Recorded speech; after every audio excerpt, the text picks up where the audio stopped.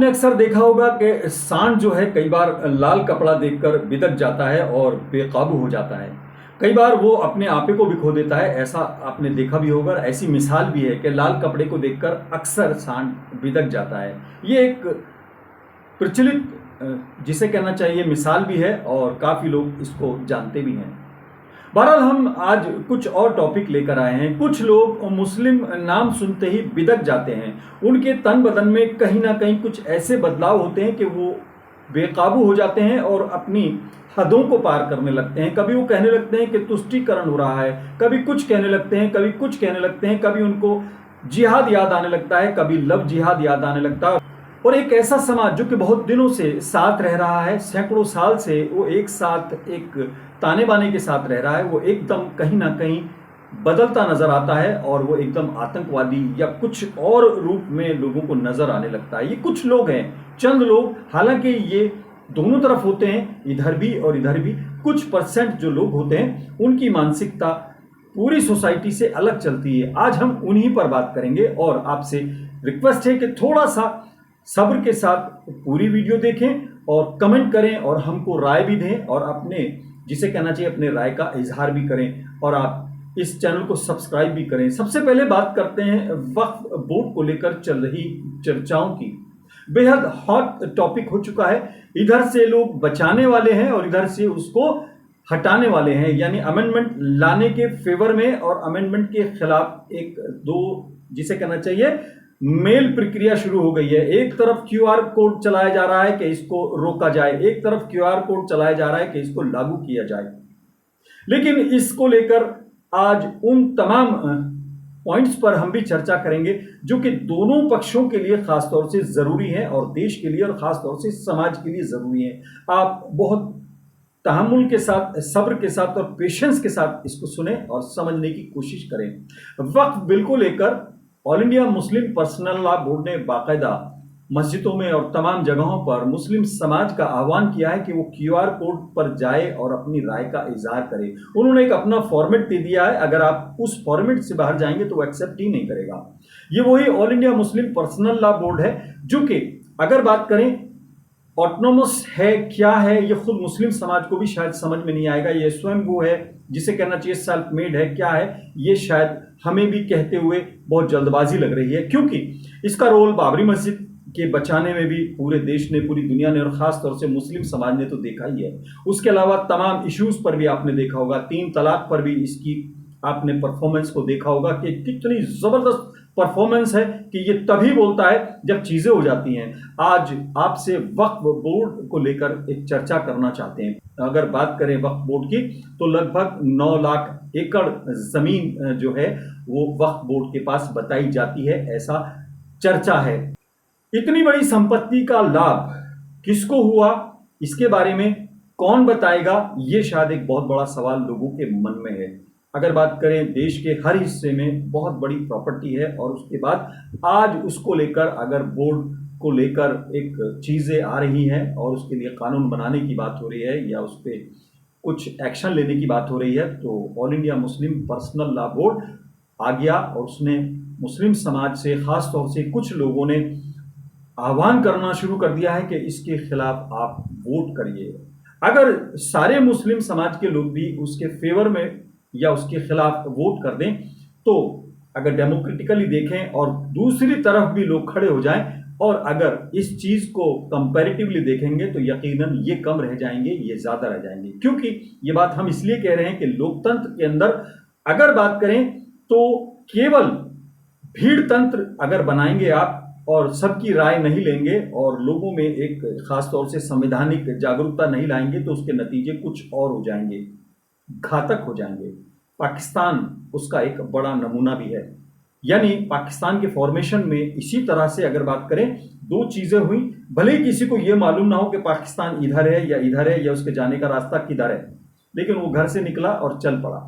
रास्ते में मारा गया या वहां पहुंच गया ये किसी को नहीं मालूम, लेकिन एक माइंडसेट बना और एक भीड़ तंत्र ने उसको फॉलो किया और उसके नतीजे आज आप देख रहे हैं। All India Muslim personal law board ने अगर बात करें क्यूआर कोड की बात कर दी, मेल की बात कर दी और ये नहीं सोचा कि मुस्लिम समाज में कितने लोग क्यूआर कोड जानते हैं, कितने लोग मेल कर सकते हैं और कितने लोग इंटरनेट से वाकिफ हैं और कितने लोग अपनी दरख्वास्त या अपने राय दे सकते हैं या उनकी राय कहाँ जा रही है ये बताया जाए। क्योंकि अगर मेल से ये चीज़ें हुआ करती तो बाबरी मस्जिद का केस 70 साल तक lower court, session, high court, supreme court, फिर प्रेसिडेंट ऑफ इंडिया के पास जाकर और उसके नतीजे क्या है ये आपके सामने है। हालांकि कुछ लोग ये कह सकते हैं कि वहां पर चीजें अपने ढंग से की गई, लेकिन all India Muslim personal law board अपनी कारकर्दगी को बताए कि उसने शोर मचाने के अलावा या इस डाल से उस डाल पर उछलने कूदने के अलावा क्या किया ये बताए। क्यों? क्योंकि 70 साल में वो एक ऐसा वकील भी नहीं खड़ा कर पाए जो कि जज्बाती तौर पर या मजहबी तौर पर उस केस से जुड़ा हो। एक वकील भी, बैरिस्टर भी थे, सब लोग थे, लेकिन जो संस्था एक वकील भी मुस्लिम समाज से मुहैया ना करा पाए, उसकी परफॉर्मेंस को लेकर खास तौर से मुस्लिम समाज को सोचना होगा। आज का टॉपिक बेहद गंभीर, बेहद विवादित और बेहद जिसे कहना चाहिए सोचने वाला है, और आप सब्र के साथ और पूरा सुनने तक आप कोई राय कायम ना करें। हालांकि आपके कमेंट का स्वागत है।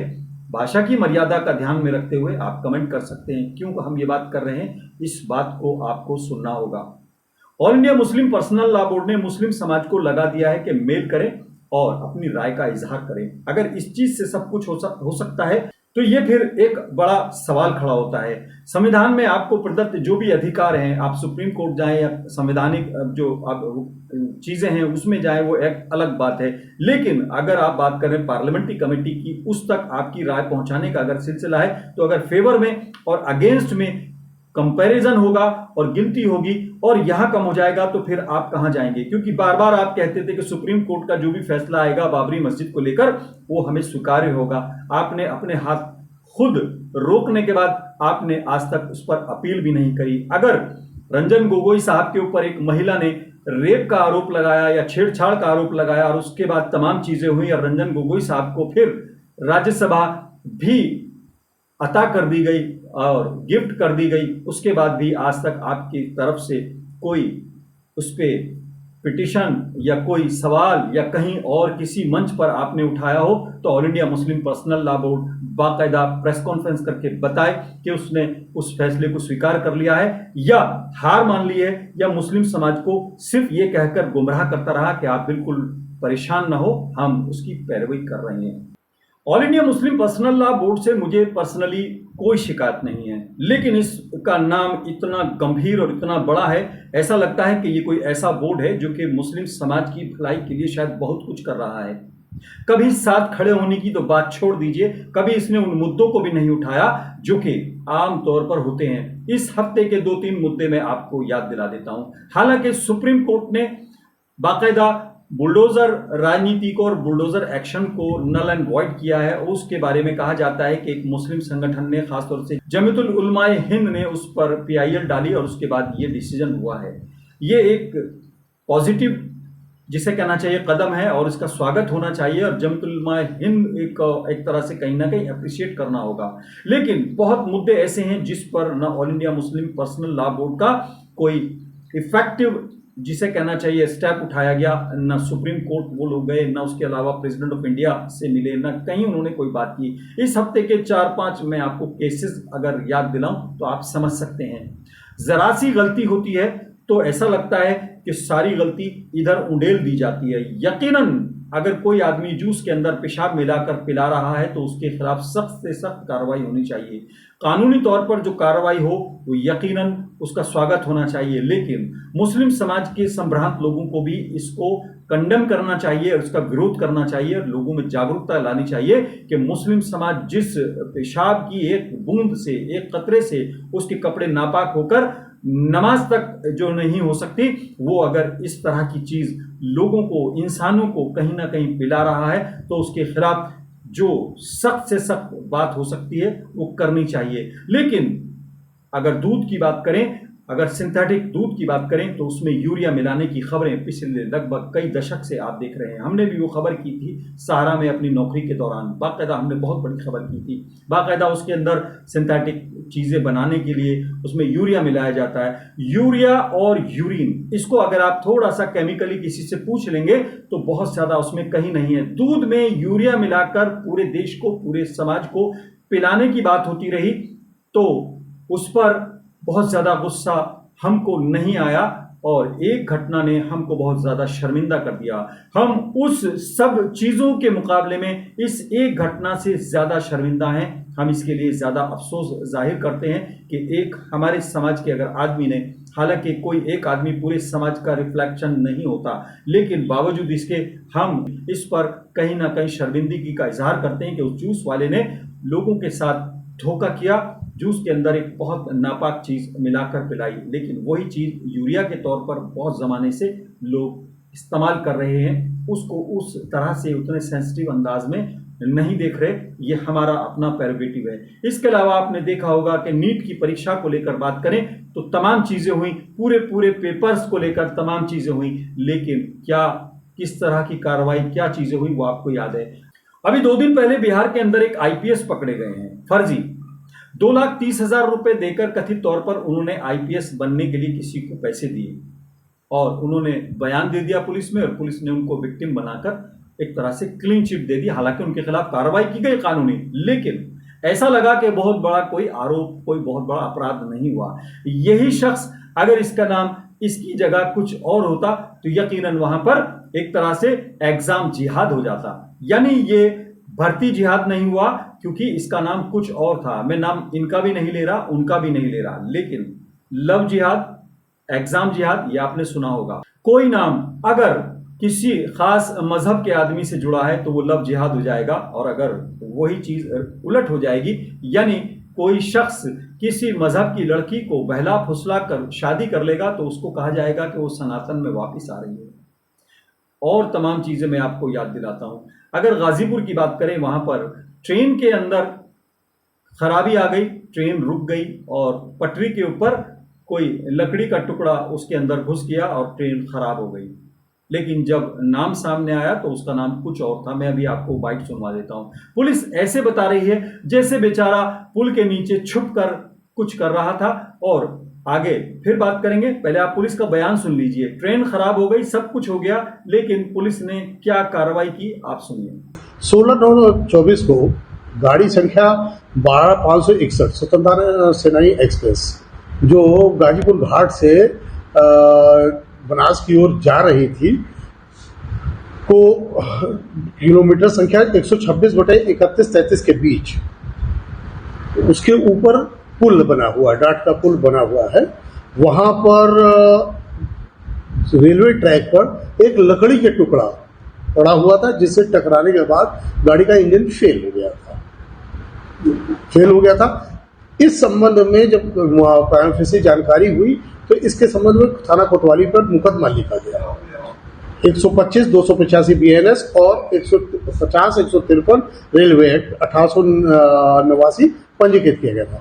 इस संबंध में जो है थाना कोतवाली, GRP और RPF की टीमों द्वारा संयुक्त रूप से प्रयास किया गया तो आशीष गुप्ता सन ऑफ कालिका प्रसाद गुप्ता को गिरफ्तार किया गया। गिरफ्तार करने पर उसने बताया कि वो स्मैक पीता है और स्मैक पीने के लिए अक्सर इस पुल के नीचे आता है। तो वहां पर चूंकि बैठने की जगह नहीं है तो उसी के पास में ही एक टाल है, तो वो लकड़ी का टुकड़ा उठा करके वहां से लेके चला आता है और वहीं ट्रैक पर बैठ करके ये स्नैक पीते हैं। वो लकड़ी का टुकड़ा उस दिन उससे वहीं पे किनारे न फेंक करके ट्रैक पे ही छूट गया था और जिसके गाड़ी आने के बाद गाड़ी उससे टकराई है और उसी पे टकराने से गाड़ी का हाउस पाइप फट गया और गाड़ी खड़ी हो गई। पुलिस की बात सुनकर ऐसा लग रहा है कि हमें कह देना चाहिए कि उस बेचारे के लिए बैठने की जगह भी होनी चाहिए। वो पटरी पर बैठकर और लकड़ी के तख्ते पर बैठकर स्मैक पीता, उसे परेशानी होती होगी। यानी बताया जा रहा है कि वो विक्टिम था, वो नशा करता था, इसलिए वो लकड़ी ले गया कुत्ते को भगाने के लिए और वो लकड़ी वहीं छूट गई। जबकि 2 ही दिन पहले यूपी के DGP साहब ने बाकायदा ये इंस्ट्रक्शन दिए थे कि ऐसे लोगों की गंभीरता से जांच की जाए और उनकी मंशा पर एक तरह से पूरी गहन जांच होनी चाहिए कि आखिर ऐसा कर क्यों रहे हैं।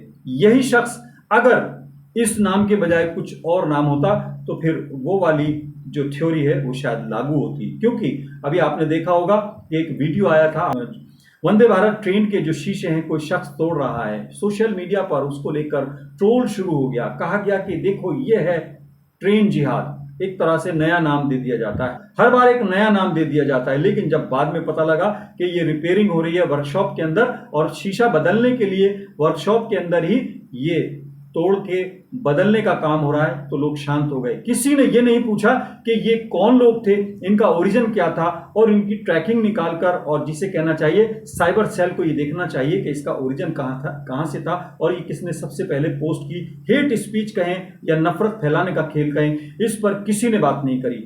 यानी जिहाद को जिसको मुस्लिम समाज भूल गया, जो कि एक बहुत ज्यादा लाजमी जुज है इस्लाम का, यानी संघर्ष करना, यानी अपनी चीजों के लिए, अपने अधिकार के लिए और अपनी बातों के लिए जीवन का संघर्ष करना, किसी चीज को पाने के लिए शिक्षा ग्रहण करने में मेहनत करना, जद्दोजहद करना, यानी अगर रोजगार पाने के लिए भी जद्दोजहद करना है तो ये भी जिहाद है। अगर आप ईमानदारी से हलाल रोजी कमाते हैं, मेहनत करते हैं, ये भी जिहाद है। लेकिन आज उस जिहाद को इतना नापाक कर दिया गया, बिल्कुल उसको आतंकवाद के तौर पर दूसरा पर्याय बना दिया गया। यानी लव जिहाद, शादी अगर कोई कर रहा है तो वो लव जिहाद है, कोई आदमी कुछ कर रहा है तो वो दूसरा जिहाद है, नाम डाल दिया गया जिहादी। ये शिकायत all India Muslim personal law board से है कि उसने कितनी बार इस पॉइंट को लेकर डेलीगेशन के तौर पर किन लोगों से मिले, गवर्नर साहब से मिले, चीफ मिनिस्टर साहब से मिले, चीफ जस्टिस साहब को उन्होंने कोई जिसे कहना चाहिए रिट डाली, या आदरणीय प्रेसिडेंट ऑफ इंडिया को बाकायदा इस पर कोई मेमोरेंडम दिया या नहीं दिया। ये तमाम मैं वो घटनाएं बता रहा हूं जिसका इफेक्ट और जिसका नुकसान और जिसके लिए मुस्लिम समाज बदनाम होता है। और all India Muslim personal law board एक ठेकेदार के तौर पर मुंह पर मम बन के, खामोश बन के सिर्फ मेल करने के लिए तब ऐलान करती है जबकि वक्फ बोर्ड कहीं ना कहीं निशाने पे आ जाता है। मलाई खाने के टाइम पर कौन लोग थे वो कोई नहीं बताएगा, लेकिन जब छीनने का नंबर आया तो बैरिस्टर साहब भी बयान दे रहे हैं। लेकिन बैरिस्टर साहब से ये पूछना है कि वो कई बार संसद में गए हैं, पार्टी चलाते हैं, उन्होंने कभी पूछा कि वक्फ की प्रॉपर्टी का जो यूज है वो क्या हो रहा है और मिसयूज हो रहा है तो क्यों हो रहा है? ये सवाल भी बैरिस्टर साहब से आप पूछ सकते हैं, और अगर वो चाहें बैरिस्टर साहब तो इस पर जवाब भी दे सकते हैं अगर उनके पास कोई जवाब हो। हालांकि उनके लिए मेरे पास कई सवाल हैं और मैं उनको पूछना चाहता हूं, लेकिन वो कभी कोई मंच होगा मैं जरूर पूछूंगा। बहरहाल मैं कुछ छोटी छोटी घटनाएं आपको याद दिला रहा हूं। आपने देखा होगा मुरादाबाद के अंदर कमिश्नरेट जो है, वहां पर कमिश्नर का जो ऑफिस है उसके लिए फर्जी तौर पर किसी ने डॉक्यूमेंट्स बनाए और बाकायदा वो किराया लेता रहा। अब पता लगा कि वो फर्जी डॉक्यूमेंट के जो आधार पर है किराया ले रहा था। संजय धवन नाम का आदमी था। अगर ये संजय धवन की बजाय कोई और नाम होता, संजय खान होता है, तो आप समझ सकते हैं कि क्या होता। बहरहाल ये सवाल भी एक सवाल है। अभी एक प्रकरण सामने आया है कि किसी पाठ्यक्रम के अंदर, किसी सिलेबस के अंदर एक कहानी यानी जो एनवायरनमेंट को लेकर लिखी गई, उसमें एक चिट्ठी लिखी और उसके लास्ट में किसी ने लिखा कि तुम्हारी रीना, और वो किसी अहमद को चिट्ठी लिखी गई। तो उस पर ऑब्जेक्शन जताया गया कि इससे लव जिहाद को प्रेरणा मिल रही है और धर्मेंद्र प्रधान जी को बाकायदा रिकमेंडेशन भेजी गई है कि इस कहानी को हटाया जाए। हम भी समर्थन करते हैं किसी ऐसी चीज़ के खिलाफ, अगर कहीं से लव जिहाद या कोई चीज़ प्रमोट होती है तो उसका हम भी विरोध करते हैं। लेकिन आज मानसिकता ये हो गई कि कुछ लोग बाकायदा माइक्रो जिसे कहना चाहिए रिसर्च कर रहे हैं और कहाँ से चीज़ें निकाली जा सकती है उस पर ही रिसर्च कर रहे हैं कि कैसे मुस्लिम समाज को टारगेट किया जाए। लाल कपड़ा नहीं, अब बारीक बारीक चीज़ें भी ढूंढी जा रही हैं कि कैसे मुस्लिम समाज को टारगेट किया जाए। और all India Muslim personal law board जैसे संगठन और कथित नेता और कथित हमदर्द और कथित वो लोग जो कि इस नाम पर राजनीति करते हैं कि मुसलमानों के हमदर्द हैं, वो ना मुस्लिम समाज की शिक्षा पर काम कर रहे हैं, ना मुस्लिम समाज से ये कह रहे हैं कि अपने बच्चों को पढ़ाइए और आपके जो बच्चे जितने ड्रॉप आउट हैं उनकी तादाद कितनी है और आपके मोहल्लों में गंदगी क्यों है, और ख़ासतौर से मुस्लिम आबादियों में स्कूल जाने वाले मुस्लिम बच्चों की कितनी तादाद है। ये अपने आप में सवाल उठाने के लिए कौन आएगा, ये अपने आप में बड़ी बात है। अगर वक्फ की तमाम प्रॉपर्टी को लेकर सही इस्तेमाल होता तो यकीनन इसकी तस्वीर कुछ और होती। अभी भी समय है, अगर मौका मिलता है और वक्फ बोर्ड को लेकर अगर कहीं राहत मिलती है तो आने वाले समय में मैं all India Muslim personal law board से रिक्वेस्ट करूंगा कि वो इस ओर ध्यान दे और ख़ास तौर से देश हित में, समाज हित में वो काम करे जिसके लिए उसकी पहचान बन सके। एक सोए हुए उस ठेकेदार के तौर पर नहीं कि जो सिर्फ जेब कटने पर ही जागता है, शोर मचाता है। सवाल बहुत हैं आज। सबसे बड़ा सवाल यही है कि मुस्लिम समाज में कितने ऐसे लोग हैं जो कि नेट से वाकिफ हैं, जो कि खुद अपनी राय का इजहार कर सकते हैं और QR कोड को फॉलो कर सकते हैं। क्या इससे लीगली या संवैधानिक तौर पर कोई रिजल्ट निकलेगा, इस पर बयान आना चाहिए और इस पर मुस्लिम समाज को बाकायदा संतुष्ट करना होगा, जवाब देना होगा इन संस्थाओं को। चुनाव के वक्त बरसाती मेंढक की तरह बाहर निकलकर आने वाले तमाम लीडर्स इस पर अभी तक क्या कर रहे हैं, ये भी बड़ा सवाल है। लेकिन सबसे बड़ा सवाल यह है कि आखिर ये सवाल उठा क्यों? आज तक वक्फ की प्रॉपर्टी को लेकर इन तमाम संस्थाओं ने करा क्या? सिर्फ मुस्लिम समाज को आगे करके अपनी दुकान को बचाने के अलावा उन्होंने किया क्या? उस तमाम प्रॉपर्टी का आज तक मुस्लिम समाज को क्या फायदा हुआ? कितने कॉलेजेस बने, कितने हॉस्पिटल बने, कितनी संस्थाएं बनी, चाहे धार्मिक हो चाहे कुछ हो। कुछ लोगों की ये भी संस्थाएं बनकर अगर रह गईं और वक्फ की प्रॉपर्टी की बंदरबाट हुई और घर बैठे कुछ लोगों ने रसीदें काट दी, कोई मुतवल्ली बन गया, कोई कुछ बन गया और ये तमाम चीजें होती रहीं और जो प्रॉपर्टी थी उसको खुर्द-बुर्द करने का खेल होता रहा, तो इसका जवाब कौन देगा? ये भी शायद जवाबदेही तय करनी होगी। बहुत बड़ा सवाल है कि अगर बहस होती है तो फिर खुलकर होती है।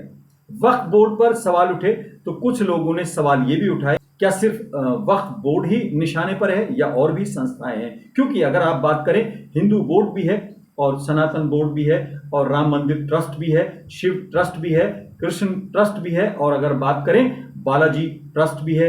उनकी प्रॉपर्टी कितनी है देश भर में? क्या ये सवाल नहीं उठेगा? क्या all India Muslim personal law board या और लोग इस पर भी राय बनाएंगे? ये भी एक सवाल है। क्यों? क्योंकि अगर वक्फ बोर्ड के अगेंस्ट कुछ लोग खड़े होते हैं तो यकीनन एक ऐसी परंपरा शुरू हो सकती है जो इधर से भी लोग खड़े हो सकते हैं। अभी नुजूल की जमीन को लेकर जिस तरह से उत्तर प्रदेश के अंदर बिल पारित किया गया, कानून बनाया गया, उसमें सबसे ज्यादा अगर विरोध हुआ है तो कुछ ऐसे लोगों ने भी किया है जो हिंदुवादी संगठन थे, हिंदुवादी लोग थे। उनको लगा कि हिंदू भाइयों के अधिकारों का और उनकी प्रॉपर्टी का कहीं ना कहीं निशाने पे लिया जा सकता है। तो क्या बहुत दिनों से आप जिस तरह से देख रहे थे कि बालाजी ट्रस्ट को लेकर उसकी प्रॉपर्टी को नीलाम होने की बात हो रही थी, उसके ताले खुलवाने की बात कर रहे थे। और अगर देश भर में बात करें तो 29 राज्यों और 8 यूनियन टेरिटरीज की बात करें और 5 लाख एकड़ जमीन एक राज्य की बात करें, चाहे वो तमिलनाडु की बात करें या और जगहों की बात करें, तो हिंदू ट्रस्ट हो या फिर और ट्रस्ट हो, हिंदूवादी जो ट्रस्ट हैं उनके पास लगभग 150 लाख एकड़ जमीन का एक आइडिया लोगों की नजर में है। सोशल मीडिया पर भी इस बारे में चर्चा की जा रही है और खास तौर से एक मीडिया हाउस ने तो इस पर पूरा एक आकलन पेश किया है। आप साइड में वो स्क्रीन देख रहे होंगे।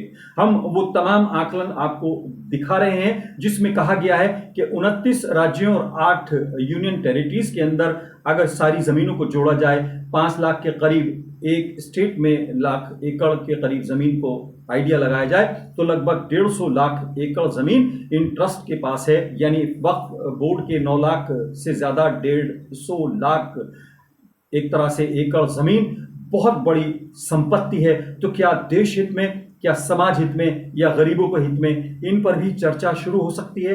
अगर वक्फ बोर्ड निशाने पर है तो क्या आने वाले समय में ये तमाम ट्रस्ट भी निशाने पर आ सकते हैं? क्योंकि आपने पूर्व में भी देखा होगा कि पहले भी चाहे बालाजी ट्रस्ट हो, तिरुपति बालाजी ट्रस्ट हो, उसको लेकर चर्चाएं हुई कि उसके पास इतने टन सोना है, इतना चंदा है, इतना वहां पर कलेक्शन होता है, इतना वहां पर दान आता है। ये तमाम चीजें पहले भी चर्चा में रही हैं। तो क्या वक्फ को फिलहाल निशाने पर लेने वाली जो सोच है क्या आगे भी बढ़ेगी? क्या इसके बाद अगला भी स्टेप उठेगा? ये भी एक सवाल लोगों के मन में होगा। सबसे बड़ा सवाल यह है कि अगर वक्फ के खिलाफ कुछ लोग सिर्फ इस वजह से कि मुस्लिम समाज को टारगेट करना है और उसके खिलाफ कंप्लेंट बाजी या मेल कर रहे हैं, तो क्या इन हिंदू ट्रस्टों के खिलाफ भी एक मुहिम नहीं चल सकती? क्योंकि चर्चा यह है, इसी जो रिपोर्ट है, मीडिया रिपोर्ट में बाकायदा जिक्र किया गया है कि सिख जो समाज है उसका भी गुरुद्वारा प्रबंधन समिति का एक बहुत बड़ा एक ट्रस्ट है, बहुत बड़ा उसके पास संपत्ति है। क्रिश्चियन मिशनरीज के पास बहुत बड़ी प्रॉपर्टी है और जो तमाम चीजें हैं, जैसे वक्फ के अंदर बात करें, शिया वक्फ बोर्ड है, सुन्नी वक्फ बोर्ड है, ऐसे ही इस तरह से और समाजों के भी अपने अपने ट्रस्ट और अपने अपने बोर्ड्स हैं, चाहे वो बालाजी ट्रस्ट हो, चाहे राम मंदिर ट्रस्ट हो, चाहे शिव ट्रस्ट हो, चाहे तमाम तरह की चीज़ें हो। तो क्या इस पर भी बहस शुरू होगी या वक्फ के बाद इन पर निशाना साधा जाएगा? ये अपने आप में बड़ा गंभीर सवाल है। दरअसल राजनीतिक जानकारों का मानना यह भी है कि मुस्लिम समाज को टारगेट करके कई बार चीजें अलग डाइवर्ट हो जाती हैं और लोग बिल्कुल वही एक लाल कपड़े को दिखाकर तमाम मजमे को एक तरफ डाइवर्ट करने की कोशिश करते हैं। अगर वक्फ आज निशाने पर है तो क्या आने वाले समय में ये तमाम चीज़ें भी निशाने पर नहीं आएंगी? ये कौन गारंटी देगा? ये अपने आप में बड़ा सवाल है। वक्फ को लेकर जितनी हॉट बहस और जितनी चीज़ें हो रही हैं, अगर बात करें पार्लियामेंट्री कमेटी इस पर सोच रही है, अगर संसद की बात करें, संसद में मेजोरिटी किसकी है ये आप भी जानते हैं, मेजोरिटी का क्या फैसला होगा ये आप भी जानते हैं, चाहे राज्यसभा हो चाहे लोकसभा हो। लेकिन वर्तमान में भले ही कांग्रेस की 99 सीटें हों, अगर समाजवादी पार्टी है, ये तमाम चीजें हों, लेकिन सबसे बड़ा सवाल ये है कि क्या ये जो सवाल है आगे नहीं बढ़ेगा? क्योंकि इससे पहले भी मंदिर के तहखाने खुलवाने की चर्चा होती रही। आपको याद होगा कि तिरुपति बालाजी की प्रॉपर्टी की नीलामी की बात हो या उसके तहखानों को खुलवाने की बात हो या फिर उसकी प्रॉपर्टी को लेकर बंदरबाट की बात हो। आपको ये भी याद होगा कि राम मंदिर ट्रस्ट की तरफ से कुछ FIRs भी हुई हैं, प्रॉपर्टी की खुर्द-बुर्द करने के भी आरोप लगे हैं और आपने तमाम चीज़ें देखी होंगी। आप सोशल मीडिया पर जाइए, पुराने मीडिया रिपोर्ट्स को भी देखिए, उसमें चंदे को लेकर भी FIR भी हुई हैं, कई थानों में बाकायदा कंप्लेंट भी दर्ज हैं। तो क्या अगर वक्फ बोर्ड की संपत्ति को खुर्द-बुर्द करने वालों को काबू करने के लिए संसद में कानून लाया जा रहा है तो क्या यहां सब कुछ नीट एंड क्लीन है? इसको लेकर भी सोशल मीडिया पर बहस छिड़ी हुई है। लोगों के मन में सवाल ये है कि आने वाले वक्त में क्या ये जगहें भी निशाने पर होंगी और क्या मेल प्रक्रिया इधर के बजाय अब इधर शुरू की जाएगी कि इधर से फेवर में मेल किए जाएं और इधर से विरोध में मेल किए जाएं। वक्फ बोर्ड को लेकर अगर all India Muslim personal law board ने मुस्लिम समाज से कहा है कि आप उसको बचाने के नाम पर मेल कीजिए, तो इधर से कुछ लोगों ने अपने QR कोड खोल दिए हैं कि आप इसको ठिकाने लगाने के लिए मेल कीजिए।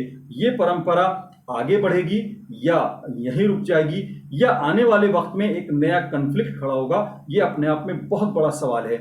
All India Muslim personal law board हमेशा से मुसलमानों को एक तरह से कहीं ना कहीं गुमराह करता रहा है। ये बहुत बड़ा सत्य है, बहुत बड़ा तथ्य है और उसके नाम पर लोगों की राजनीति चलती रही है। हम माननीय मंत्री जी का शुक्रिया अदा करने आए थे क्योंकि it was long awaited demand by the all India Sufi सजायन council and other various organisation also, and we appreciate the decision of the government of India for moving the Waqf amendment bill before the parliament. It was long awaited demand by all the concerning parties and stakeholders. ये रंग बिरंगी कपड़े पहन के drama कर रहे हैं, इनको 2 करोड़ रुपये सालाना मिलते दरगाह से, 5% इंक्रीमेंट, 2 करोड़ रुपये जो खा रहे तुम, कितना काम किए गरीबों के लिए, बेवाओं के लिए, यतीमों के लिए। जो 1 2 का 4 करते हैं, दूर रहो इन लोगों से। ये पूरे के पूरे बर्बाद करना चाहते हैं, अपनी जात के लिए मिल्लत मजलूमा को बर्बाद करना चाहते हैं। दरगाह बोर्ड की स्पेलिंग नहीं बोल सकते, दरगाह बोर्ड बनना चाहिए। याद रखो, अगर मुंह खोलूंगा ना बहुत बोल सकता हूं मैं। अब ये वक्फ बिल में एक रंग बिरंगे जोकरा भी पैदा हो गए। नहीं, मोदी जी बहुत अच्छा काम कर रहे हैं, ऐसा कर रहे हैं, नहीं दरगाह बोर्ड बनना चाहिए। अच्छा, दरगाह बोर्ड बनना चाहिए। लेकिन मुस्लिम समाज को जमीनी स्तर पर कितने फायदे हुए हैं और उसको क्या लाभ आज तक हुआ है, चाहे शिक्षा के बारे में हो, चाहे हेल्थ के बारे में हो, चाहे कॉलेजेस के और हॉस्पिटल्स के नाम पर हो, वो पूरी दुनिया को मालूम है। एक ऐसी संस्था जिसके न चयन का पता है, न जिसके अंदर किस तरह से लोगों को घुसाया जाता है, किस तरह उनको सेलेक्ट किया जाता है, क्या पैमाना है, क्या सिर्फ मौलवी या धार्मिक जानकार या स्कॉलर्स ही उसमें जाते हैं या कुछ एलिट जो खास तौर से लोग हैं उन्हीं का उस पर कब्जा रहता है। आम लोगों की राय, आम लोगों का उसमें दखल और आम लोगों की बात कितनी वहां सुनी जाती है, ये पूरे देश का मुस्लिम समाज भी जानता है और पूरा देश भी जानता है। ये वो संस्था है जो समय समय पर जब भी अपील की ज़रूरत होती है, किसी के फेवर में जाने की बात होती है, तो वो शायद अपील की हद तक ही सीमित रहती है। लेकिन ज़मीनी स्तर पर उसने कितने काम किए हैं, ये सवाल मुस्लिम समाज के मन में रहता है। मुस्लिम समाज की आज हालत ऐसी है कि कॉफ़ी का जला चाय भी फूंक फूंक कर पीता है, सॉरी, दूध का जला छाछ भी फूंक फूंक कर पीता है। आज वो कई मामलों में ठगा सा महसूस कर रहा है। अगर 1947 की बात करें तो ऐलान हो गया कि पाकिस्तान बनेगा और पाकिस्तान बना दिया गया। वहाँ लोग मुहाजिर रह गए, यहाँ लोग गद्दार हो गए। अगर बात करें बाबरी मस्जिद की तो 70 साल तक कहा जाता रहा, आश्वासन दिया जाता रहा कि हम कानूनी लड़ाई लड़ रहे हैं, और उसके बाद नतीजा क्या हुआ आप देख रहे हैं। आपने 3 तलाक पर भी देखा होगा कि समाज को न गाइड किया गया, न उनको कोई चीज़ बताई गई। सिर्फ भीड़ इकट्ठा करने के नाम पर लोगों ने अपना गेम किया, अपनी चीज़ें की। न किसी ने सूरह निसा की तिलावत करके बताई, न सूरह तलाक की बात करी, न प्रोविजंस की बात करी जो कि इस्लाम के अंदर तलाक को लेकर दिए गए हैं, किए गए हैं। उस पर कहीं सेमिनार, कहीं चीज़ें नहीं हुई। सिर्फ उसको राजनीतिक रंग देकर, उसको हाइप करके मुस्लिम समाज को जज्बाती तौर पर बूस्टअप करके लोगों ने राजनीति करने की कोशिश की है। अगर बात करें, अगर मुस्लिम समाज में जितनी कुरीतियाँ या जितनी खामियाँ या जितनी लिटरेसी या जितनी शिक्षा की कमी है, उसके ऊपर अगर काम करने के लिए इंस्टीट्यूट्स बनाए जाते, कॉलेजेस बनाए जाते, यूनिवर्सिटीज़ बनाई जाती, तो वक्फ के पास इतनी प्रॉपर्टी थी कि बड़े आराम से रन कर सकते थे। बहुत ज़माने पहले एक आंकड़ा आया था कि वक्फ के पास इतनी प्रॉपर्टी है कि अगर मुस्लिम समाज के हर बच्चे को जो चाहे अभी पैदा हुआ उसको भी अगर दिया जाए तो उसको इतना वजीफा यानी इतनी स्कॉलरशिप मिल सकती है कि बड़े आराम से अपने जीवन यापन को कर सकता है, अपनी शिक्षा को ग्रहण कर सकता है और एक सम्मानित नागरिक के तौर पर भारत के अंदर जी सकता है। लेकिन वो चंद लोगों के हाथ में, उनकी ग्रिप में रहा और उन्होंने उसको लेकर अगर कहा जाए तो अपनी बपौती बनाए रखा। लेकिन जैसे ही बिल आने की बात हुई तो उन्होंने उस एक तरह से मुद्दे को पब्लिक में फेंक दिया, मुस्लिम समाज में फेंक दिया, QR कोड मस्जिदों में लगा दिए, लोगों को प्रोवोक कर दिया कि आप मेल करिए। अगर मेल करने से तमाम चीज़ें होती हैं तो ज़रा वो बता दीजिएगा। 70 साल की फाइट के बाद आपने वो मस्जिद गंवा दी जो कि सैकड़ों साल से वो स्थापित थी। आज आप उसे बाबरी मस्जिद कहने के बजाय बाबरी ढांचा कहते हो और आपके मुंह से वो ज़बान से बात भी नहीं निकलती कि उसके बाद आपने कहाँ पे उस पर क्या किया। बहरहाल मुस्लिम समाज को सोचना होगा, समझना होगा, सवाल करने होंगे कि आखिर उसके साथ क्या हो रहा है, और ये भी देखना होगा कि क्या ये यहीं पर रुकने वाला सिलसिला है या इसके आगे भी कोई राजनीति का खेल हो सकता है। क्योंकि आने वाला दौर राजनीति के अंदर बेहद घातक, बेहद चिंतनीय, बेहद सोचने वाला आने वाला है। इसमें दोनों तरफ से कुछ लोग, कुछ परसेंट, 1-2% लोग यकीनन अपनी राजनीति और अपने अस्तित्व को बनाए रखने के लिए गेम कर सकते हैं। इधर से भी, इधर से भी आपको सोचना होगा कि समाज के लिए क्या बेहतर है, देश के लिए क्या बेहतर है और देश क्या चाहता है और आपको क्या चाहिए। आपसे रिक्वेस्ट है कि कमेंट भी कीजिए, राय भी दीजिए और चैनल को सब्सक्राइब भी कीजिए ताकि आपकी बात और मजबूती से उठा सकें। यकीनन ये वो टॉपिक है जिस पर अभी हमको 1-2 बार और शायद बात करना होगा। कोई खामी रह गई हो तो आप हमें राय दे सकते हैं। आज फिलहाल इतना ही। अपने मेज़बान आज़ाद खालिद को इजाज़त दें।